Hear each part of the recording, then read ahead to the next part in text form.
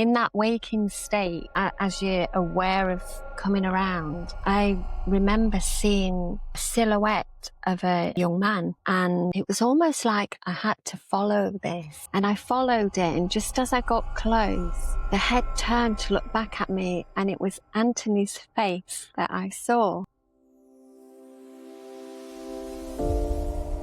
Welcome to the Anthony Larkin podcast. Welcome back. So today I'm joined by the beautiful and the lovely Catrina Bond from Doncaster. Now, Catrina works with mediumship, trance healing, Reiki, and several other forms of spiritual and energy healing. But what's importantly interesting about her story is that this isn't something she says she suddenly discovered later in life. For Catrina, the door to the spiritual world seems to have been opened almost from the beginning. Some of her earliest experiences happened when she was only 6 or 5 years old. By around 11, she describes already finding herself channeling healing energy. So today I want to go right back to the beginning and explore where it all began. Catrina, welcome. Good morning, Anthony. Thank you for having me. It's my pleasure. It really, really is. As soon as you walk through the door, so you're looking absolutely beautiful in this colour. I don't even know what colour it is, but I saw you stood through glass and I was like, she's here. The energy came through straight away. Tell me, are you drawn to colours? Very much, yeah. I am a colour person. I like to play around with different colours. Sometimes I can pick something and it change instantly. It could be that's too much on the day, or I think, guys, I need to take a leaf out of Katrina's book, and my black t-shirts need to get thrown out. I've got about 50 in that wardrobe. Catrina, let's start right at the very beginning, because you've said that for you, the spiritual door was probably always open. Yes. But things seem to become much more noticeably, probably around the age of 5 or 6. So can you take me back to you, that little girl? What was happening around you that made you aware of things differently for other people? I think just before I was 5 years of age, I lived in a different country. I never knew that. And the country that I lived in, there was a arsonist going around the buildings, the blocks near where we lived, and he was setting roofs on fire. So we'd be in a block of 6 apartments. And I always remember us having to evacuate. But prior to evacuating, I actually got a vision of a man's face. So we stood out between blocks, obviously waiting for the fire brigades to come along. And I remember my dad having to go back in to rescue the budgie and the cat. So, of course, as children, your fear enhances because dad's gone back in. But in that moment, I could see the man's face that I'd seen in my subconscious mind prior to standing out in the street. Okay. And he was stood in the crowd watching. Really? And I remember also the following day, I was shown in waking state a bush just down from where we lived. So I went whilst playing, and in the bush were boxes of tablets. I thought maybe connected, or I knew they were connected. So I highlighted it to my parents, and it seems it could have been the case. So that was kind of biggest, actually seeing his face prior to standing in the crowd watching the fire and being able to identify him. And, you've just got this knowledge now that you've thought, I saw this before it actually happened. Yes. Did you have a conversation with your mum or your dad or anybody, around you at that time to explain, what you saw or what in your mind, in your consciousness? I don't think I explained that I'd seen the vision, but I did say that I saw the man in the crowd. I was able to articulate. Yes. Remember, you're 5-year-old, aren't you? Yeah. It was just before my 5th birthday, but I do remember, we was all having to evacuate and him stood close by. And I always remember him looking back at me. So, there was that kind of connection. She knows, or, that feeling. Yeah. Yeah. I've never asked anybody this, but I'm going to ask you this. Can you remember your first ever memory? Your very first memory in this vessel as Catrina? Not as physical Catrina, no. This is where I think I'm going with this. Yeah. I was picking up on something. I don't know why I felt to ask you this question. So explain to me what you mean by not as physical Catrina. I felt as though throughout my life, I've had to learn the human side of me. I've had to learn humanity.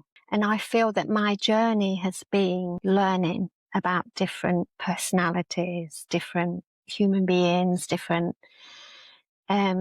because my sensitivity was so much heightened that I didn't get or understand human beings. I saw everybody as pure, maybe I was aware of their energy and not their physicality and the conditions and the layers and the life's impacts.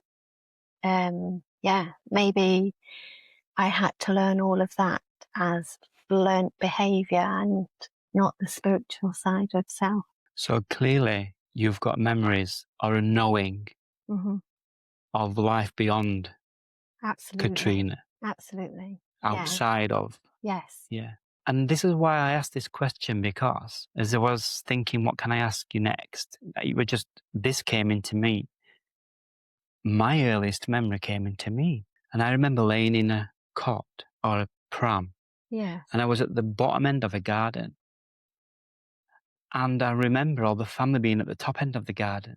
But I were looking up at the crib. I was looking down at myself. And my family were over there. And then the next memory from that is a realization that I was inside myself. Yeah. I could see the hood of the pram. And then I was aware my family were over there, not near me. And so I started crying as a baby. Right. So my earliest memory is not inside my physical body. Because how can I have been if I were looking down and I know my family were at the top end of the garden of the barbecue and I were in the shade down at the bottom? I've never had that conversation with anybody. No, I would say for how that resonates with me is when we're born into this life, that first breath is a belly breath, and that is the connection to source.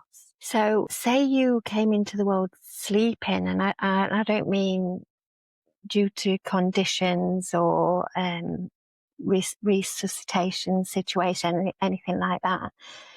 So like my eldest child, I was in such a long labour with her that once she was born, she slept and slept and slept, So for me, that could be, it feels like it because of my own situation, where that first cry of you looking on would have been that source connection. Yeah, I believe that.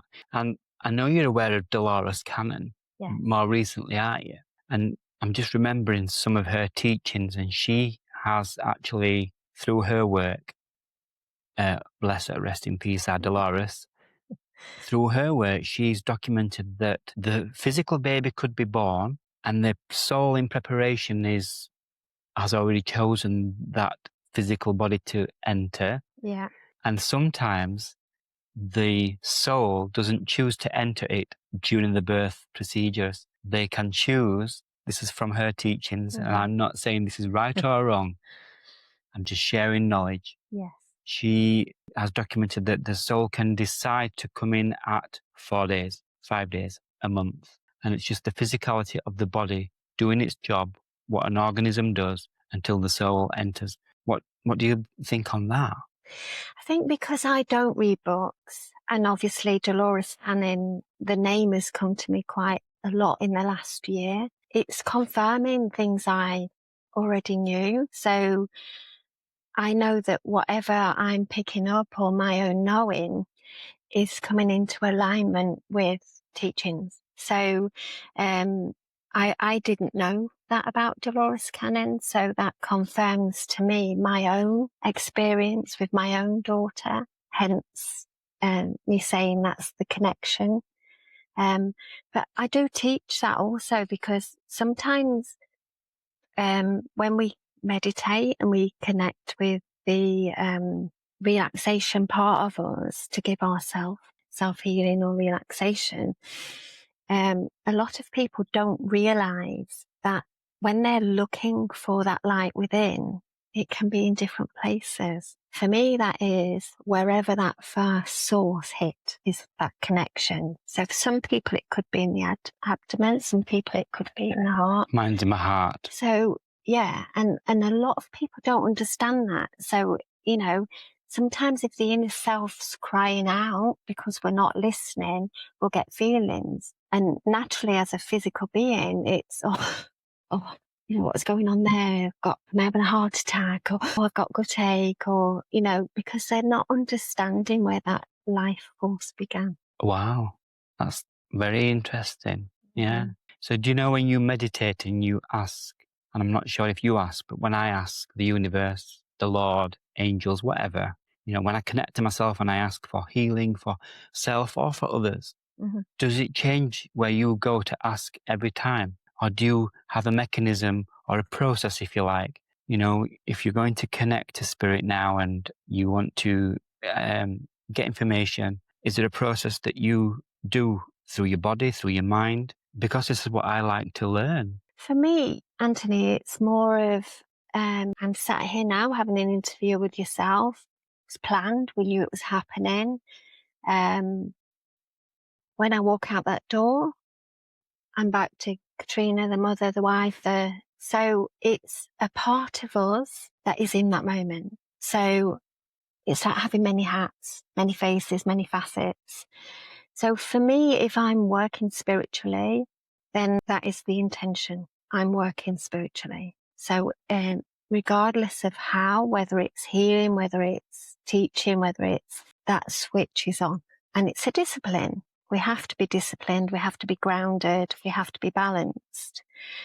If I wasn't feeling right in that moment and I was to give out healing, it wouldn't be right for me because I'm not right. So it wouldn't be right for me to channel that. But I'm not saying it doesn't happen, because I also know that if spirit knows there's a need, then they will provide that energy within me. I become more passive naturally. It's just, and they utilize me. So I'm that bridge. So you don't necessarily turn it on, so to speak. You know, or maybe you do. Because you, for example, if you're going to do a platform reading, or you're going to do a one-to-one reading, or you're going to do some healing, or you're going to do an interview, the intention is what you're saying has been set. You actually know what you're preparing yourself for. Not for platform. Okay. In a platform situation or a public demonstration, I do not connect with a spirit, as in spirit being, until I stand up. That's your way. That's my way. All right. As soon as I stand up, then I receive. The preparation is in the introduction. Which is the prayer, or is it the philosophy, or is it your introduction? My introduction to the spirit recipient. Wow. Guys, does this not blow your mind? Because it blows mine. I'd like to go back to your childhood if you can, because I feel like I've digressed because I'm just trying to suck as much information out of you as possible. But you had an experience when you were about 6. You said it was at your mum's workplace. And it seems to have stayed with you. So tell us about that experience. Okay. There's actually a couple. The first experience was going to work with my mum. The people my mum worked for, during the holidays, the grandchildren would come. And so I quite often used to play on the grounds with the grandchildren. And I remember me and the granddaughter going into the pool room. They had a swimming pool in the back garden. Oh, wow. So we snuck into this pool room and decided to have a swim. And I remember while we were swimming, seeing, just like you sat there, a physical person walking towards, coming, but I knew they weren't happy. So I saw this physical, what I thought person, And then the door opened and the man walked in, and it was the grandfather, who was furious because we're two very young children in a pool without an adult. So I remember seeing his energy so real, as if he was physically there before he actually arrived into the pool room. Wow. So it's almost like a prep for the fear factor, if you like. Not sure. Probably took more of the shock out of the situation at the time. So again, that was hard for me to understand. Why did I see this man that wasn't there? That was about to happen. Yes. Then he entered the room seconds later, Just as you'd already seen. I'd already seen it. Yeah. It's really strange you're telling me this, Catrina, because only over the last couple of weeks, maybe, I wouldn't like to say months, so 3 or 4 weeks, similar things have been happening to myself. Right. And like most psychic or whatever people, they would tell us stories, perhaps they knew when the phone was going to ring, or they knew that the friend was going to ring. And it's a little bit different. It's similar for me, but I will know what somebody's going to say. Yes. And I see it in my mind's eye. It's a way of spirit giving you trust. So by you sensing it, seeing it, or feeling it, and then it happening, they're clearly trying to build that bond and that trust with yourself, ready for when. I mean, we did have a conversation earlier about you weren't sure if you was working mediumistically or not. These are ways that build the trust for the choice to work mediumistically. I'll be right honest with you. There's no choice. I don't think I'll ever want to work mediumistically for the simple reason I haven't got the trust, not in spirit, in myself. And we had a little conversation earlier about reading somebody's energy or receiving communication from spirit and identifying the difference. But then there's another element of myself, which is my imagination. Yes. Then Mr. Ego would step in and eradicate every single thought, whether it be imagination, reading somebody's energy, or if I ever did receive information from spirit. Because of that doubt of self, I would never, ever put myself in that. I'm not. Yeah, not everybody chooses that path. I feel for me, it was chosen. Because as many times... I believe that. If you were born, how you've explained you were born, and yeah, I definitely agree. There's been many times where I've wanted to close the door and I took myself away and, tried to be that physical self, and then some kind of catalyst or just throwing me back in there, or it might be that I'm in the right place at the right time. Yeah. And for me, I do feel that it's beyond my control. I kind of get where you're coming from, because this entire setup of me interviewing you and a podcast, this is beyond my control, because I feel I've been guided. For some reason, I perhaps don't know that reason yet, but perhaps the spirits, the guides do. Yeah. Whatever plan they've got for me, I'm just here. It's so strange, isn't it, when you start analysing yourself? Yes. For you, Anthony, it's... well, I was actually saying to you, weren't I, that for me, I felt it was beyond my control. I mean, obviously, we have free will. We have choice. But I know I've been in situations where I've had no time to think. I've had no time to choose. I've had no time. It's just happened. I've been in the right place at the right time at the right moment. So for me, it's an honour, really. Now I'm mature and I can see the bigger picture. It's quite an honour to have been chosen for that moment. Yeah. Maybe they are building bridges, as you describe, for myself, for my journey, whatever journey I end up going on. I love it. I'm so intrigued by all of this, because there's obviously, more to this material world than we live in. Makes me want to ask a question. If spirituality and the guides and the energies that we work with, why are we here? What is the purpose of being if we are pure energy and we can be anything and do anything? why put ourselves in this vessel, into this hardship of a human life? Why would anybody want to do that? I feel for me, going back to what I said in the beginning, where I've had to learn humanity, it's a bit like jumping in a car, basically. You'll sit in a car, you'll not know what to do, but you'll work it out and you'll have a go. And somewhere along the way, you'll move the car. So for me, I feel it's almost like we're learning to be in the vessel, the functionality of the vessel. So throughout my journey, I've had to learn a lot about myself as a human being. So many times, even when I've, had to go down the medical road, or I've always been told that I'm in tune with myself. So just a brief example, I had a procedure years ago, but before I went for the procedure, in waking state, I was taken on a journey, but I didn't understand it until I was in theatre watching the journey I'd had in waking state. Wow. So I said to the gastro man, I said, everything's fine. And he said, how do you know? I said, because I've already been here. And because he was from a different country and a different ethnic background, kind of got the wink as if to say, yeah, I know where you're coming from. Love it.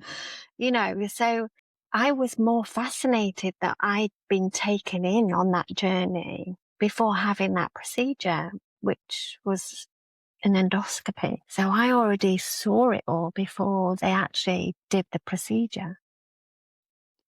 So were they prepping you? Who were prepping you? This is what I'd like to get to. I just feel like my spiritual self, As in your higher self. the higher self was obviously showing me the human procedure, because it is an invasion of your being, to have a camera put inside of you and see that journey. I mean, it fascinates me, but to be shown that, Yeah. to have seen it before even knowing what an endoscopy was. Yeah. It's almost as if your higher soul, was looking after you. I believe so. Yeah, I believe so. Preparing you. Yeah, yeah. So that, your mind Mm-hmm.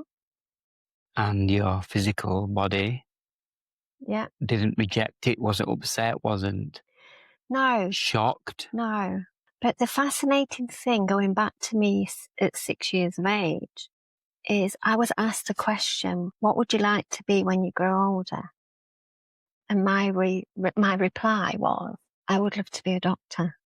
Okay. But I'm so severely dyslexic, I don't read books. I did struggle with academia. So for me, them days would never have been able to happen anyway. These days, I know there's things in place that help and do. But so at 6 years of age, to say, I want to be a doctor, well, I kind of am in a different way. I was just going to say, ask a 6-year-old and they're never going to say, I want to be a healer. No. But what is a doctor? Absolutely. And what are you? So your 6-year-old self already knew what you wanted to become as an adult. Yes. And that was the time, again, where I had the experience that I came back to in my 30s that you asked me briefly about. So I'm in bed with Mum. Mum wakes me up. Can you take your sister back to bed? Because my sister used to sleepwalk. So I gets out of bed, and as I gets out of bed to take my sister back to her room, this image just floats and goes through the wall. Okay. Saw it as clear as anything. An image Both of what? myself and my mum saw exactly the same. And it was a young lady, young teenager maybe, or looked that way, just in a nightdress floating, a bit like Superman pose. So it just vanished. But the fact that we both saw it tells us it was real, subject. Mm-hmm. So my first full week at the Spiritual College down in Essex, I walked into the library there, and on the wall directly opposite the door was a picture of a young lady in a nightdress floating, holding flowers. Wow. If that's not a message to say, you're here. Yeah, I mean, that happened to me in a different country. That's amazing. You know, and then obviously my first full week, I'd been for a weekend prior to that, but my first full week at the college, which was a trance healing week, there it was. And I hear this a lot. They give us nuggets. They give us little gifts Yes. to help you recognize you are on the right path. Yes. I believe that was a Yes. nugget. Well, the week before, I did an exercise at a local church, and I drew a face in a circle. And in each corner, I put love, peace, trust, and harmony. I believe that's something this person did say. But I said to the lady who taught us this exercise, do you mind if I take this home? Because I feel I need to work further with this. So I did. And then obviously, I think it was a week, 10 days later, I went to the college. Well, the face that I drew was the young girl in the picture. Wow. And I only know because a gentleman on the course asked the teacher, can I show Catrina who's working with her? And the tutor said, no, let's see if it unfolds. So he said, well, by Thursday, if she doesn't know, can I show her? And he did. He took me to the shop, picked the book off the shelf, turned me to the back of the book. And that was the face that I drew 2 weeks before I went to college. But the day before, I was given a lily in meditation with only 5 petals. When I arrived at the college, there were bunches of lilies everywhere, even in the toilet. And I was counting the petal, and every lily had 6 petals. But the one on the wall that the girl was holding, you can only see 5. Mind blown. Guys, mind blown. And this is why I love these conversations, because your journey is obviously, you know, it's yours. And I like to be able to share that. And you know, it's an experience that you've had. I'd love to be able to read your life story, but I don't need to, because I'm asking you all these questions. So let's go back to the 11-year-old girl. And you describe yourself here as already channeling healing energy. Yeah. At 11, how does an 11-year-old girl even begin to understand something like that? Yeah.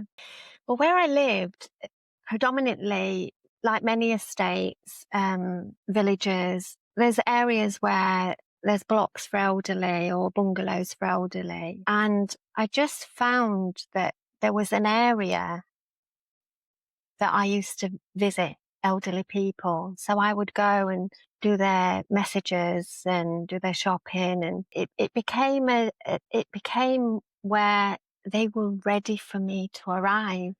There was one lady, bless her, Mrs. Burt, she would even have a cup and saucer waiting to do me a little cup of tea when I went into a room with a biscuit, you know.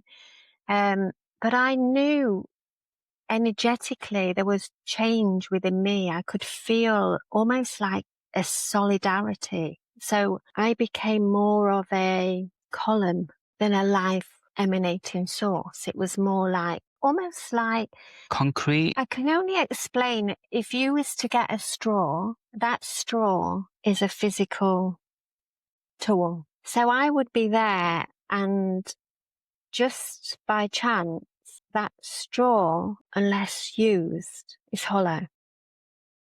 So once it becomes used, it's full. What a wonderful analogy. You know, and for me, that's what it was like. It was like all this energy. And I could tell because the elderly were becoming well. There were ailments that they were carrying, or sore legs, or that were becoming better, and they were more happier in themselves, going from a sad looking lady to a joyous lady with sparkles in their eye. I just knew that I was bringing a difference. For whatever reason, as 11, it gave me joy to see the sparkle in the eye, or the skip to the door, or, you know, it was just beautiful. That's absolutely a really honest, Yeah. from the heart way of describing. And there is times where I'm maybe full up. So what happens then is, if I'm full up, that becomes a time where I need to, like a computer, defrag. Yeah. Yeah. So if you defrag yourself, you create space for new. I love that. And I kind of work on that analogy when I'm doing my Reiki for clients. And if it's their chakra that's, they might think it's blocked, but I just think it's full. And we need to, you call it defrag, I call it move the congestion so that we can have new energy instilled. Yes. That's how so in a way it's similar. Yeah, it's a bit like shape shifting. Yeah. Tell me about shape shifting. Well, it's about moving the energy, isn't it? You know, I know if I feel an energy in an area, that's my spirit showing me that there needs to be a concentration on that area. So that's my personal responsibility to understand why that energy is collated in one place. So then I would go into that and work with it and move it and shift it. And defrag it. And defrag it. You're learning me so much. I hope she's learning you a lot as well, guys, because you really, really are. I'll give you another example. Go on then. And I know you understand this. Many years ago, I was asked to have an MRI scan, and they said it will take 2 hours because it was a full head to toe and you can't move. So I had this MRI scan. I didn't move, but I actually used it through a meditation. So as this scanner was working on areas for imagery, I was picking up on where the discord of polarity within me was. So as I could feel that, I worked with it. Wonderful. So you had 2 hours of medical imagery. Yeah. And at the same time, 2 hours of pure defragging from head to toe. And I bet you left that MRI practically floating. Yeah, I remember the lady on reception saying to me, my gosh, normally we bring people in and out, in and out, in and out, but you, and I went, no, I said, I'd used it as a meditation. She said, well, I used to live in Hong Kong, so I know exactly what you're saying. You've already described the twinkle in the person's eye, the life source. Mm-hmm. What about anything from yourself, apart from just knowing that your straw was filling up? Sometimes, I mean, they teach you nowadays, and you will understand this from your Reiki point of view, that when you're doing healing, you shouldn't be in there. You should be, you know, it's none of our business kind of thing. So whatever's happening through the healing, you know, let it be. But quite often in the kind of healing I do, I will be showing X-rays, or an example I can give you is I didn't see a neighbour for a couple of days, and I weren't sure why. And her son worked in A&E, and they came over to my gate, and I said, are you okay? I've got a feeling, and she looked sad, and the son was stood by her side, and I said, please don't say anything. I said, but can I just tell you what I've seen? And I described the breast cancer, the shape and everything. And the son was blown away because he works in A&E. He was almost like, how does she know this? And I just said, can I put you in my healing prayers? And by the time she went for her biopsy, there was change. Wonderful. So you had already picked up on that. And you say you saw it as images like representing an X-ray? Yes. In your mind's eye? I could see it, but I could also feel it. So to me, it was a yellow and green mass, and it was the shape of a pear. So do you think you were seeing it? I could feel it first, to the point that I could see it through her eyes. There you go. That's the answer. You saw it through her eyes. Through her eyes, which for me, that would be soul connection. Yeah. Don't you ever feel like, and people that know you, I can't think of the word, Catrina, delicate around you because, whoa, she knows too much. Do you know what I mean? Yes, I do have it and I do get it. But I also say to people is, I have a discipline and it's none of my business. If you ask me the question and you make it my business, then I will share. I love it. I love it. Yeah. It kind of makes me think, like, when my mama passed away and then she'd gone from my physical reality, but I knew she was still alive, wherever she was. I was like, she can see everything now. She can see all this and that. She's gone now. She knows everything about me. Yes. I do find it sad, Anthony, because sometimes I can be having a conversation with somebody and they're blatantly telling lies. And I know they are. So sometimes they say to me, how does that make you feel? Well, I always give a benefit of a doubt because you don't know where that person is in that moment. So being spirit, learning how to work with humanity, where does that sit on a level of trust? Yeah, because we're all human. Yeah. We're all going through our own journey in life. Yeah.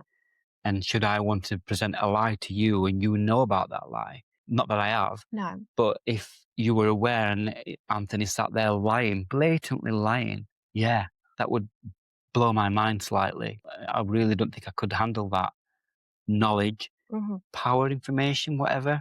I don't think I could handle it. So you really do have to be disciplined. Yes. To be able to perhaps understand that that person is on their journey and they're lying for a reason. And then that reason could potentially be the journey that they're on. Do you ever call them out, Catrina? Because I'm honest and I'm truthful, even if I've said something and I feel it could be I would tell the person. So it's come from me. But I have mentioned things. So a little example, cheeky downstairs. So I'm not your first then. Oh, yeah. Yeah. I'll just let you know. So Catrina was always going to be my first in-studio guest, but I had the fortunate opportunity of meeting Evie last week, and we had an interview, but it was just a consequence of events that unfolded naturally. And so the cheeky downstairs means that we were having a bit of fun, weren't they? When she said, I'm not your first then, Anthony. And I thought I was going to be your first. Go on then. Yeah. I like to be in the moment. I like to put things straight always. I know everybody in life, for whatever reason, will say things and those things will be often delivered or given in a way to protect. That's the key word, I think. Yeah. Protect. Yeah. And it might be that the protection part of it is because they're not ready. And equally, are you ready? So it's not that you're being in your truth in that moment, but that truth can change. Oh, that's another way of looking at it, yeah. Because it can. Yeah. Something I find fascinating about your journey is that you've said you've learned spiritually, predominantly through experience rather than books. Has that perhaps allowed you to develop without somebody else's interpretation, telling you what an experience was supposed to mean? Yeah, I can give you an example of how it's been shown to me. And I think that's why my journey has been probably more than the average person longer. Because like a ballerina, you've got to learn to stand on the blocks first. And then every day is practice, practice, practice, practice. So because I don't read books and I've never had a continuous mentor, I've relied on that experience for the trust, for the understanding, and for the proof. More than anything, the proof which confirms the learning. So I'll give you an example. I planned to do a weekend retreat. I went to Manchester, but for 2 weeks before I went, I only booked it 3 weeks before. the 2 weeks before I went, I kept hearing the name Nathan, Nathan, Nathan. And I just couldn't understand why I was hearing this name. Anyway, I arrived and I'm there, and it was with the beautiful Mavis Patella, wonderful medium. But I went to that. So we're all working, and I was sat one side of the room, and something made me move to the other side of the room. And there was a lady next but one to where I was sat. And Mavis asked me to get up and do a link.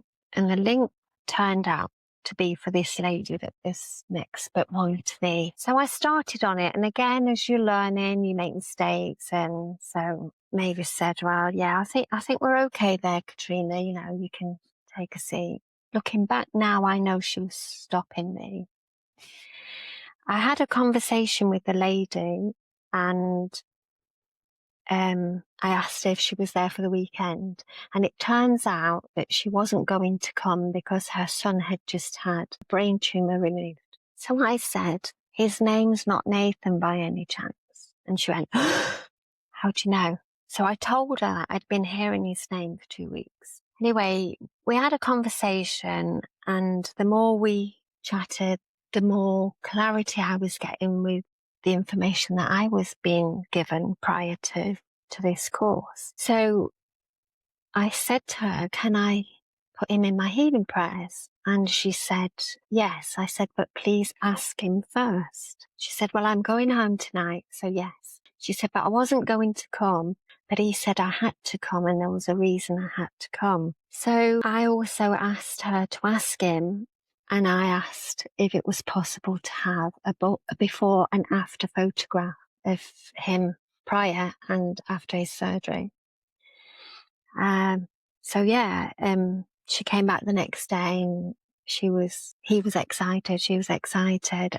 I obviously brought healing in that moment as well through the conversation. So we're sat there, and I'm just doodling away, and I'm looking at the windows, and I'm drawing, and I could see a man clear as anything stood in the window.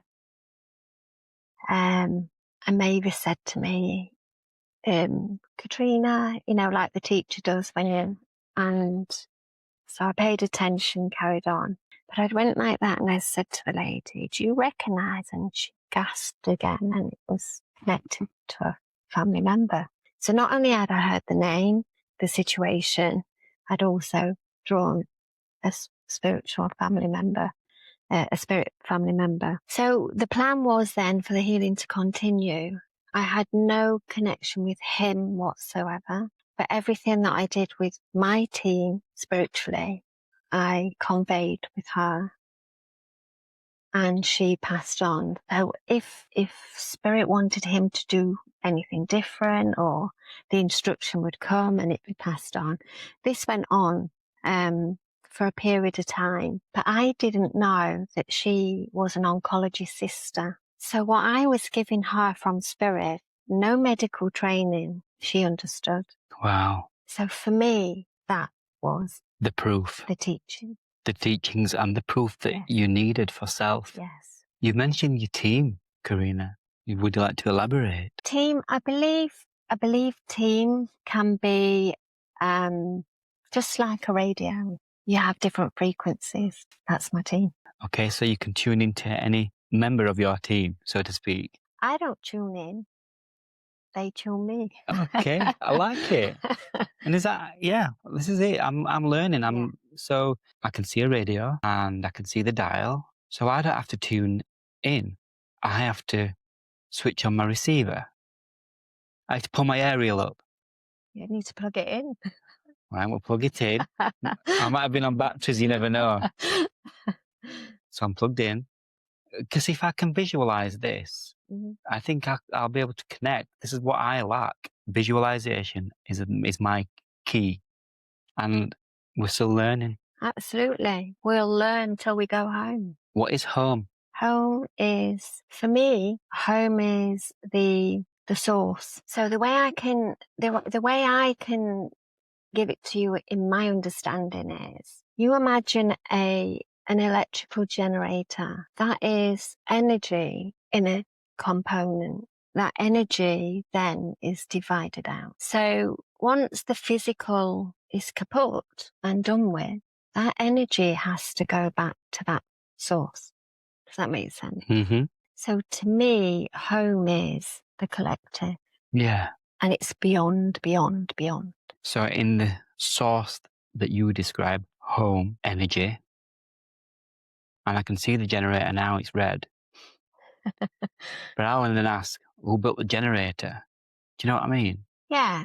Well, if you imagine, I'm looking at your planet up there, Yeah. but if you imagine a ball, or even to sit here now and just do this, you'll feel that energy build. I can feel that building now, right? So we're here on Earth and we're around. We're all made of energy. That is the collective force. Okay, this is deep. I didn't expect to go this deep. I know these conversations are deep, guys, to start with, or on a level of what my podcast is about.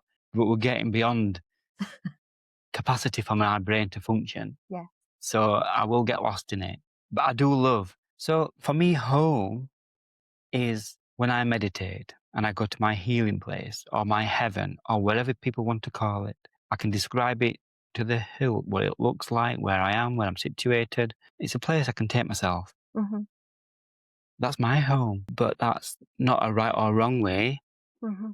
Not everybody can achieve that though. Yeah. Because meditation is a skill.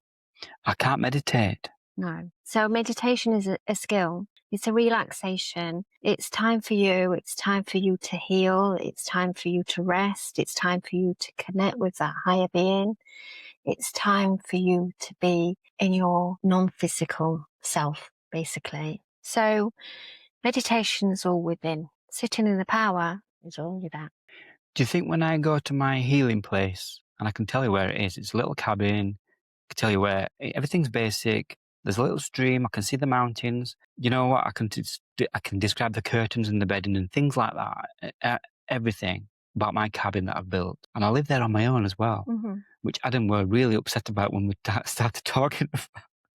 And I said, well, I'll put you the spare bed in if you want, because at the end of the day, it's my little sanctuary. And if you want to come and visit, you can. And I'll put you a spare bed in my mind. Anyway, I digress. Am I sitting in my power when I go there? I would say that visualization that you're putting yourself through is what you need. Same as I say when I'm teaching, you know, some people might say, oh, I can see a nun or I can see so I say, well, why restrict yourself? If we're energy, why restrict yourself? Yes, you're seeing a nun, but that's for your physical mind to understand. But if you can have a king, why would you stick with a nun? Mm-hmm. You know, if it's energy, you can create anything. Yeah. So quite often people need visuals to understand. I don't see anything. I don't see a man. I don't see a woman. I don't see an Indian. I feel the vibration. I feel the frequency. Yeah. So for you, your place that's home effectively is what you've created for you to understand and know when the time's there, you'll recognize it when you arrive. For me, I know I'm going back to a massive power that's beyond. Takes my breath. Just thinking about it. Some people would say it's God force. You know, as a spiritualist, I have to say that's my God. But I like to think my God's in here because every breath I take, that's my life force. Mm-hmm. So if my connection to God is my life force, then God's in here. Those were one of the biggest teachings of Jesus. Am I wrong? We are all God. I'm not suggesting that we go down a spiritual journey of Jesus and things like that. As a young girl, my visions of Jesus was every day. But as a healer, I understand that. Yeah. It's fascinating, isn't it? So we were just talking about energy, and before we go on to any more questions, can I just give you a little bit of an experience that I have sometimes? Yes. I'm laid in bed, and it's always when I'm about to go to sleep, and I feel like, you know, if you've ever been to a concert or into a place where there's big speakers and you can stand in front of the speaker and you can feel the energy hit you, the sound waves go through you. I have that moment sometimes. It's like a massive thud. I can hear it, but not in my ears. It's my body hears it. It's a thud, And then the vibrational energy that I get, and it starts here, and it just begins to expand and expand and expand. And it's like as if I can't describe it in a physical way, apart from having, Palpitation. yeah. But I know it's not palpitation. Yeah. It's more than that. And I always know when that's happening, I'm going on a journey. That's the power. I think the here. That's the power. Is that the power? That's the power. If you learn to sit with that power, you will create sitting in the power for self. And you'll learn to be able to hold it for longer periods. But when that's happened, and the vibrational energies happened, my conscious mind, my Anthony that's laid in the bed, says to myself, oh, they're here, they're coming for me.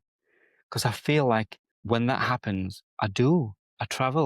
I know. And I feel like people are taking me places. We have to talk about that. We do. Oh, excuse me. Let me just... So I do out of body. Yeah. I'm just letting them know as well. I didn't know. I am able to astral travel, if you like, and I can do it not at will. It's when my physical body, I think, is in such a resonant state, if that's the right word. When my physical body is in such a state that I'm able to let go. But when I let go, I'm aware. I'm physically, spiritually aware that I'm leaving my physical body behind. And then as soon as I have that realization, I'm off.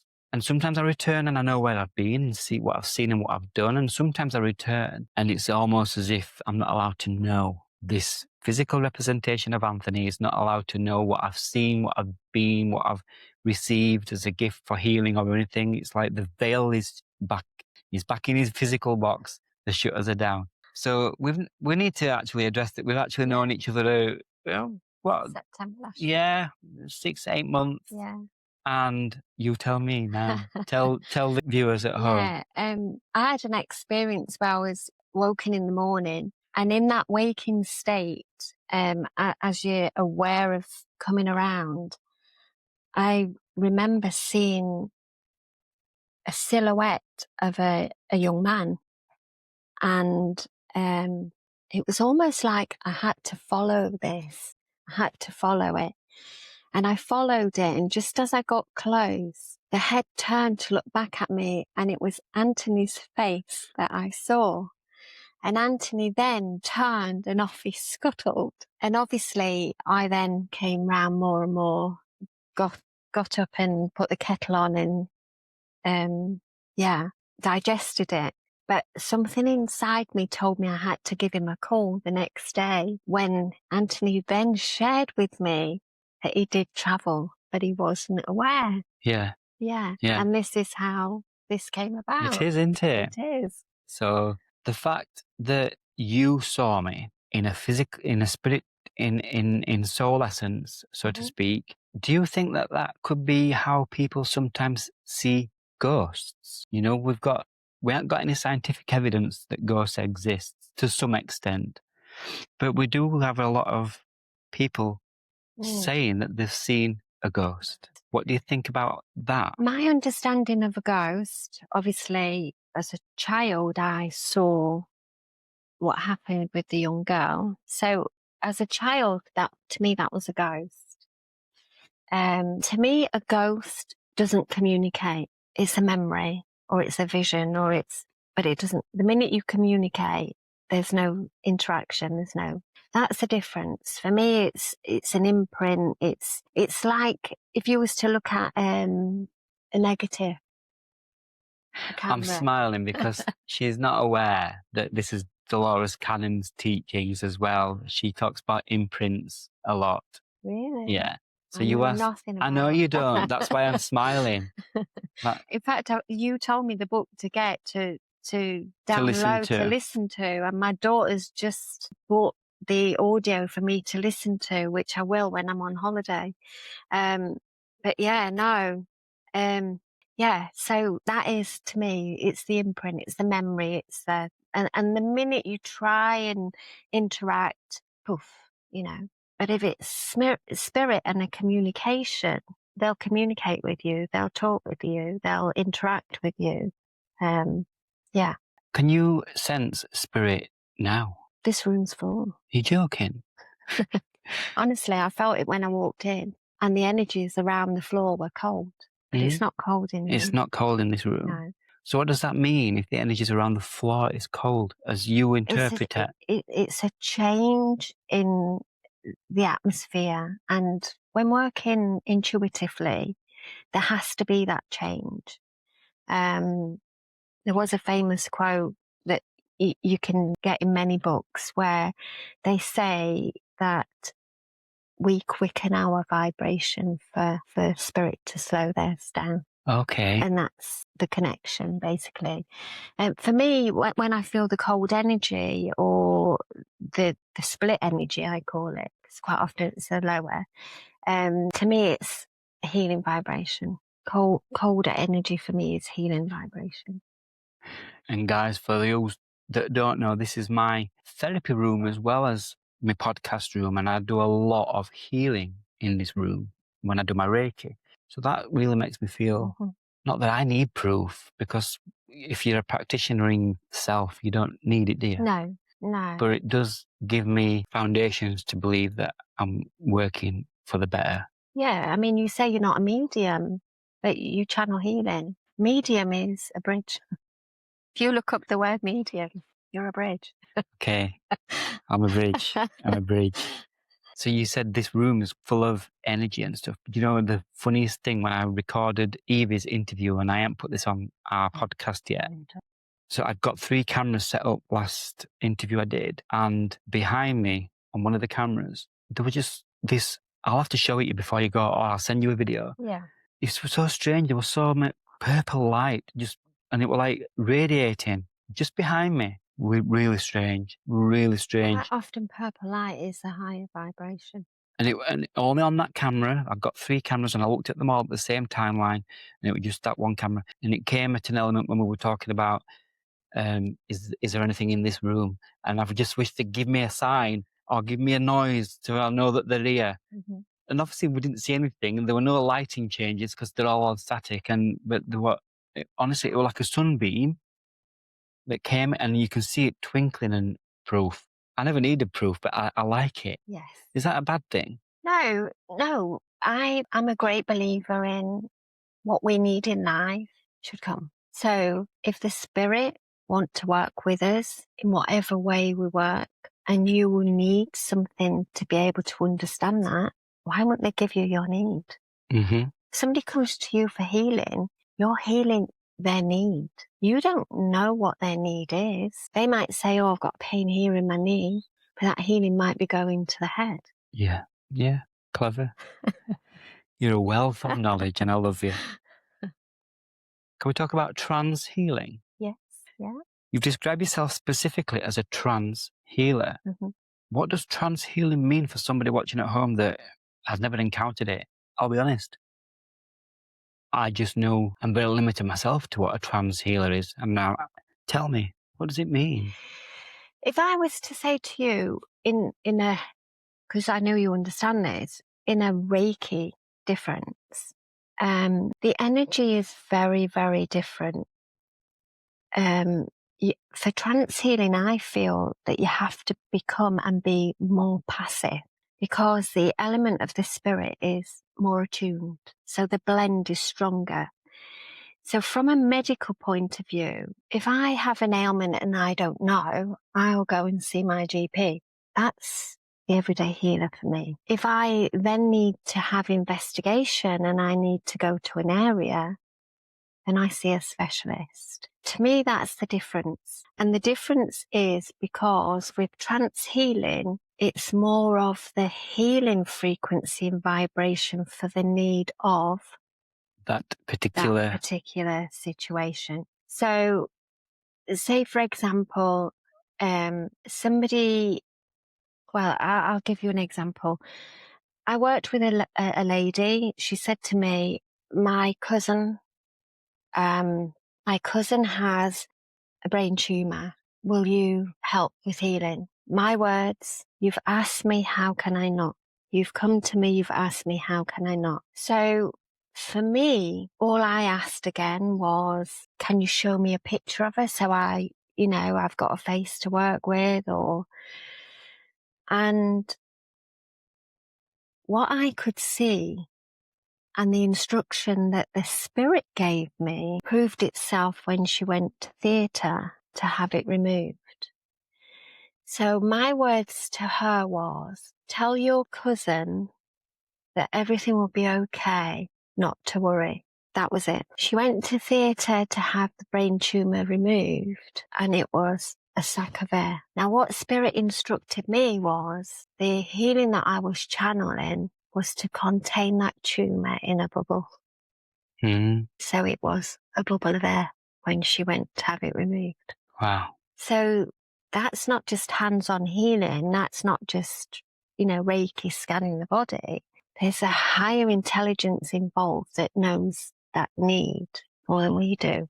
And it's none of our business. What a lovely way to describe it, because I'll be honest with you, I assumed trance healing was somebody going into a trance state, becoming somebody else, as in trance mediumship.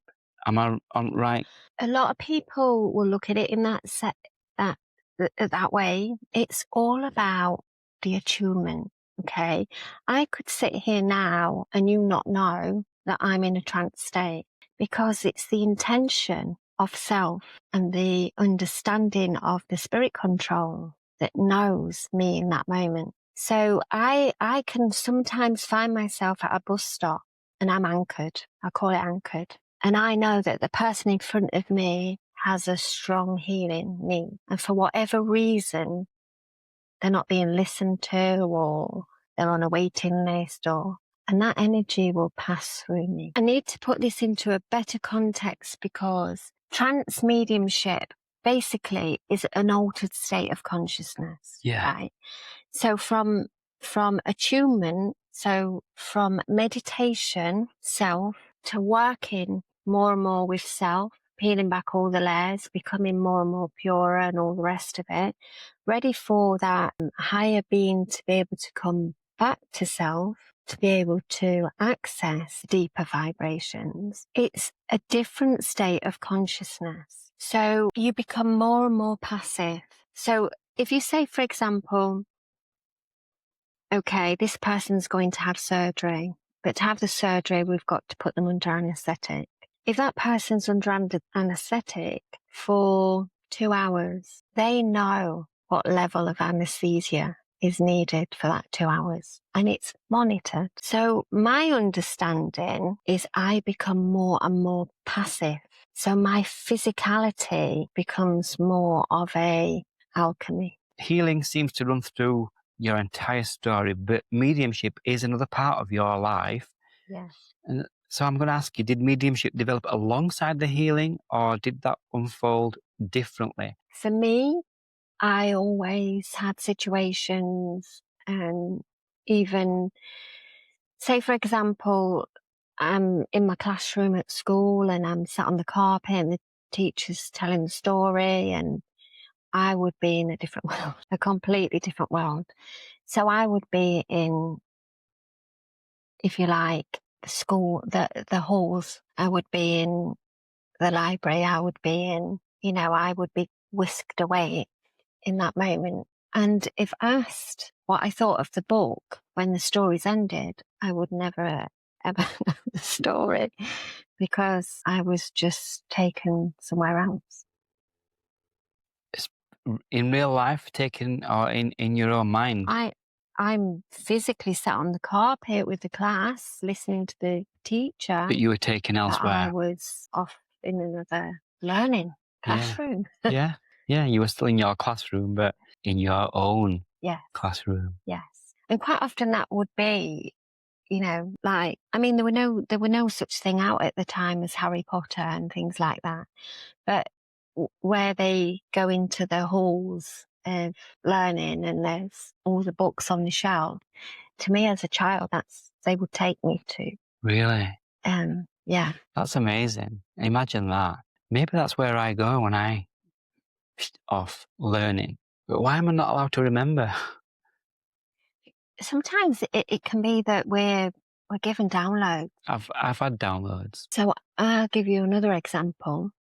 I sat in a healing class and my eyes didn't shut. And for 25 minutes, my eyes were kept open. I never blinked once. And the tutor walked up and down past me and I never blinked once. So he asked the question, how was that for you, Catrina? And I went, I think it was strange because I know my eyes were open. Why? What was the purpose of that? Why? So he said, you might be in a situation where you're utilized in a way that it won't bring a fear or a factor to others observing. So Estelle Roberts filled the Albert Hall and did direct voice in trance and her eyes were open. So again, it's some kind of preparation, but also doing healing, trance healing. Sometimes some people are not happy that your eyes are closed when working. But people work in different ways. People receive information in different ways. I completely don't receive anything like you receive, you know, and I'm left-handed. I don't know if you're left-handed. No. Exactly. But that's the way I deliver. Yeah. So that's how I look at it. Yeah. There's no right or wrong way. No, I just couldn't understand. I just said, what was the purpose of that? Why keep my eyes open, not blink, trying to give me dry eye? But no. So after all these years of experiences, what do you now believe we actually are? This actually takes me back to a situation where I was asked to not intervene, that's the wrong word, but I was asked for support. I was sat in the hairdressers and a lady, Reiki master, rang me. She said, I need your help. Daughter's pregnant. They want her to terminate. So I went, can I ring you back? I'm in the hairdressers. So on my way home, I rang her back and I said to her, what's the matter? And she says, she's 16 weeks pregnant, but they're asking her to terminate. And I said, right, okay. Out my mouth came, she'll have a scan at 20 weeks. She's got 4 weeks to bide her time, get her head round it and come up with a decision. I said, what's the problem? And she said, well, they're seeing a dark area in the bowel of baby. I went, right, okay. But they're also seeing at this stem like a shadow, right, okay. I said, well, she's got 4 weeks till a big scan. Nature may go whichever way. So tell her just to go with the process and then make the decision. But in that time, it's given her self time to adjust. What will be, there's no right or wrong. So 20 weeks, she had a scan, the shadow was gone. So she said to me, she's decided to keep the baby and what will be. I said, okay. I said, well, the baby may come early, but it's because of what they're seeing in the bowel. I said, but it'll give them chance to correct anything. So tell her to enjoy her pregnancy. Baby came early and they removed that section of the bowel. Because he was premature, they couldn't do any more. They could only shift the fault. He had to wait till he was term. I went to see him and he was in intensive care, little baby. And he did a full head turn and locked eyes with me. Everybody noticed it. And I put a little rose quartz crystal angel, tied it to the back of his cot in a little muslin thing. And that was the first time I met him. She then calls me and says, they've called a meeting. And I said, right, can I ring you back? I'm in the hairdressers. So I rang her again in the hairdressers and she said, right, okay. They want us to have a meeting because they're going to release him, let him come home. So I said, well, what does that mean? She said, well, this is the whole point of it. So I said, right, okay. I said, well, you need to listen to what they've got to say. I said, but ask them about a J pouch. And she went, what's that? I went, doesn't matter. Doesn't matter. So she went, all right, okay. I said, again, it'll bide time. So they called them all in and they said, take him home, make the most of him. Could be a night, could be a day, could be a month, but enjoy him while you've got him. So the Reiki master went, what about a J pouch? And at that point, the surgeon gasped, turned to his colleague and went, she knows about a JPA. Oh, actually, I do have a colleague at another hospital that I can bide a time for him. He's now 15 years of age. Wow. But he came to me, he was 2 years old, and because he had peg feed to rest the bowel. He came to me, he was 2.5, got E. coli, and they had to get him from one hospital to another. They had 10 minutes, but they only had that window to get him on a, what do they call it? Where they clean the blood. Dialysis. Dialysis, yeah. Just to, clear everything. But they were only 10 minutes to get him there and only a 10-minute window. And she rang me and I went, it's okay, I'm with him.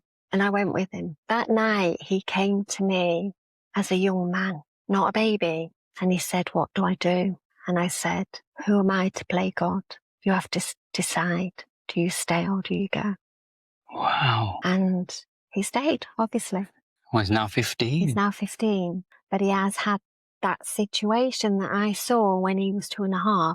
That has just happened. And again, he's stayed. Catrina, it's mind-blowing. I love it. I love stories like this. It just gives me that extra wow factor. Well, that proved to me a fetus through to I go home. Through to adulthood, to being a young man. Wow, what a beautiful story. So the soul then, in essence, why did he come to you as a man and say, should I stay or should I go? I feel like I should just sing a song there. Yeah, it was a young man. So for me, I was like, oh, okay, why am I seeing him as a young man? But then 15 years on, 12, 13 years on, what was played out when he was 2.5 has played out again. Yeah. And he's still here. Yeah. Against all odds. Yeah. But he's now gone from a child where they're transitioning him into adult health system. Yeah. Not paediatrician. And the other thing that grabs me is, how on earth did you know and you didn't what a J-pouch was? Out my mouth came it. Have you ever been frightened by spirit? No, never. I've been more frightened of the human being and what they can do to us. I'm a great believer, if you're pure-hearted, you want the best for everyone, why should we fear it?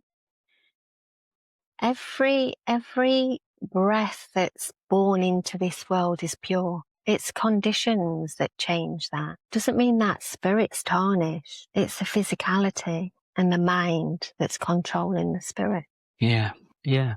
I mean, some people will say there is bad spirits. I don't believe they're bad spirits. I believe there's different frequencies, and I believe there has to be balance. So if you're all loving or light, you have to know the difference between dark and shadow. Don't mean they're bad. They're just on a different... I mean, if I look back at my own physical life, I've not been a saint, and I probably will never be a saint. But if I look back at my life, I have got better at being a good person. Yeah. Because every mistake and everything that I've regretted, I know that's been a learning curve, and I will never do or think or be that person again. Yeah. So I've matured as a physical vessel as Anthony.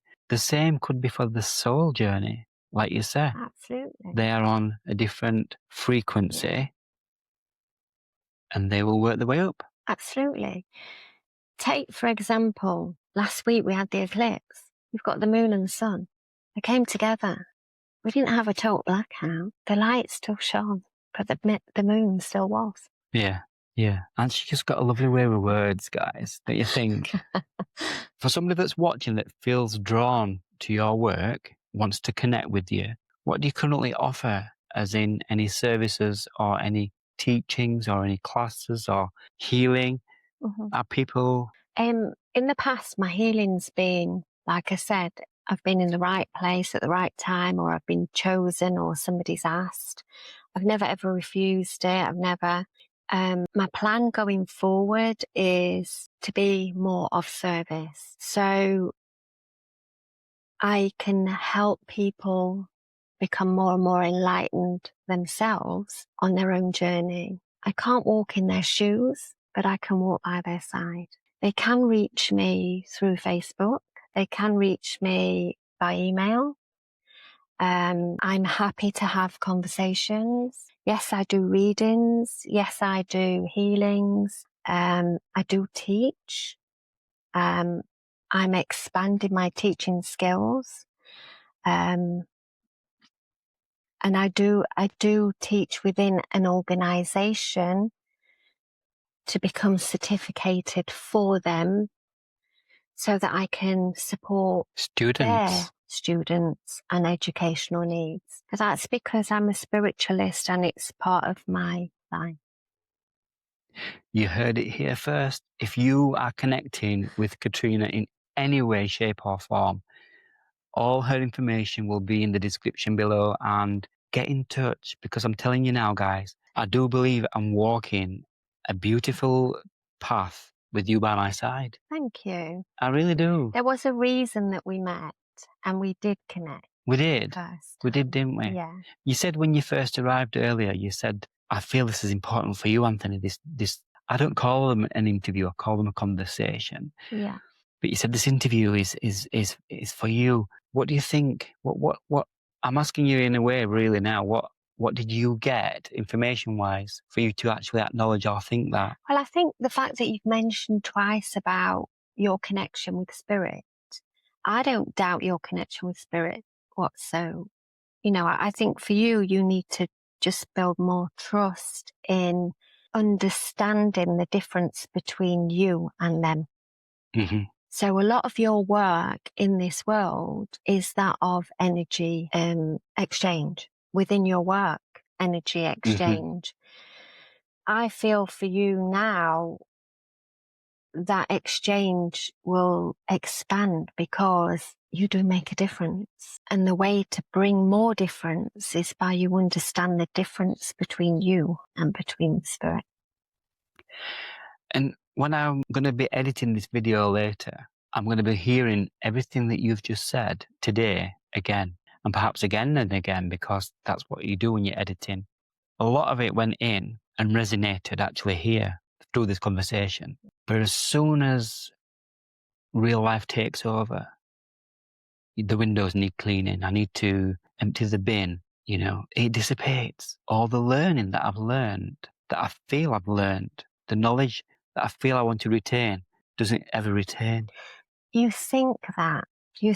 I don't retain, but it's all there.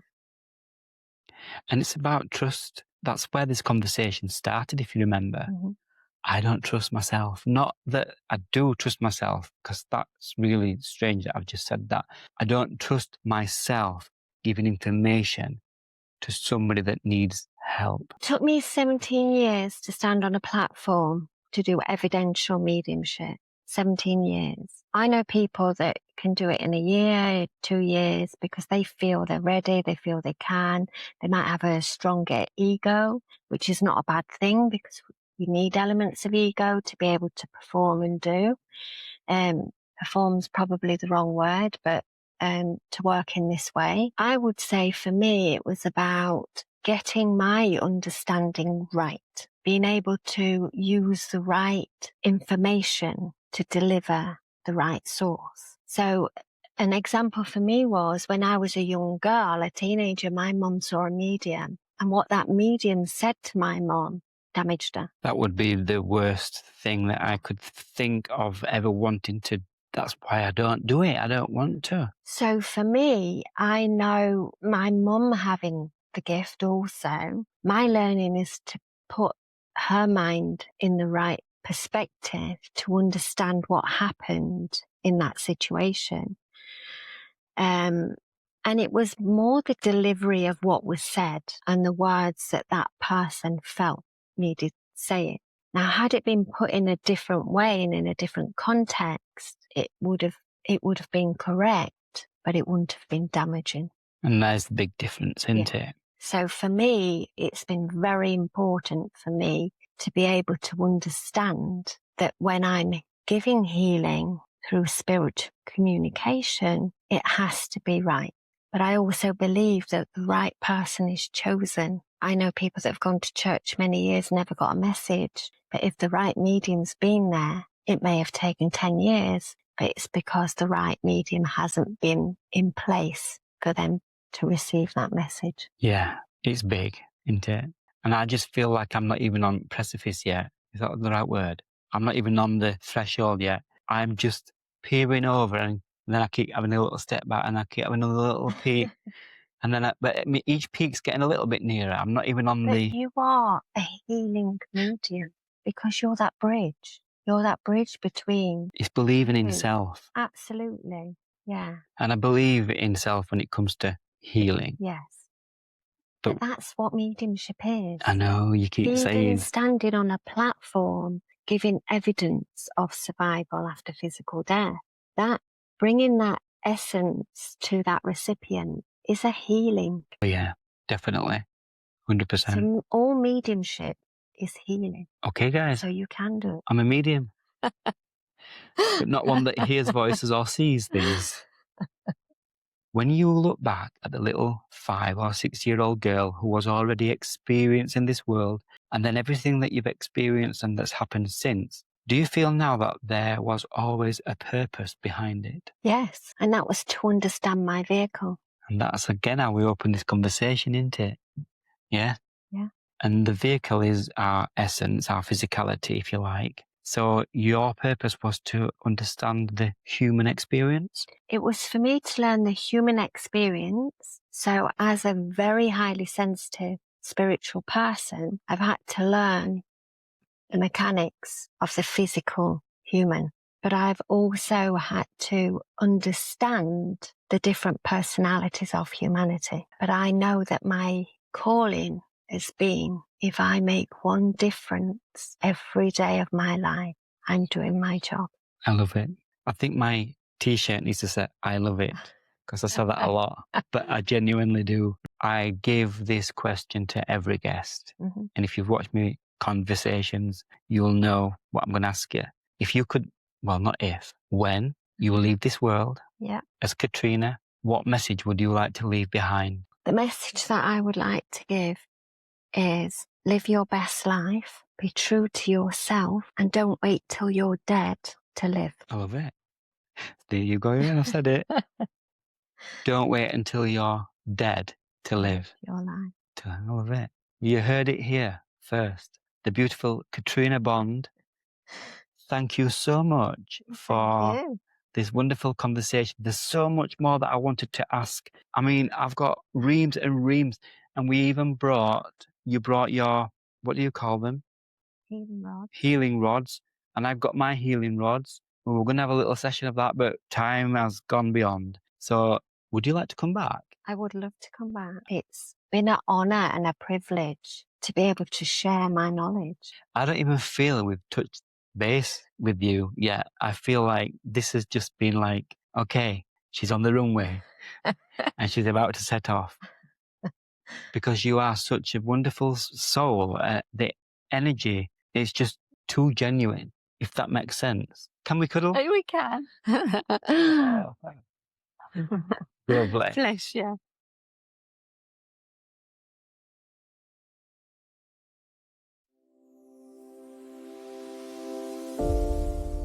Welcome to the Anthony Larkin Podcast.